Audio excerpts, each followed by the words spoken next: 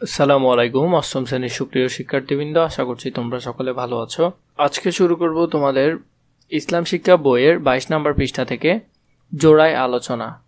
পরকালে সাফাআত লাভের জন্য ব্যক্তি, পরিবার, বিদ্যালয় ও সমাজ জীবনে আমি যেসব ভালো কাজ করব এবং যেসব মন্দ কাজ পরিহার করব, শিক্ষকের নির্দেশনা মোতাবেক তোমরা উল্লেখিত শিরোনামের আলোকে জোড়ায় আলোচনা করে উপস্থাপন করো। ক্ষেত্রসমূহ: যেসব ভালো কাজ করব, যেসব মন্দ কাজ পরিহার করব, ব্যক্তিগত জীবন, কোরআন তেলাওয়াত, রোজা ভঙ্গ করব না। পরিবারে মা বাবাকে সালাম দেব, মা বাবার অবাধ্য হব না। বিদ্যালয়ে শিক্ষকদের সম্মান করব, শিক্ষকদের অসম্মান করব না। সমাজে বড়দের দেখানো পথে চলব, বড়দের অবাধ্য হব না।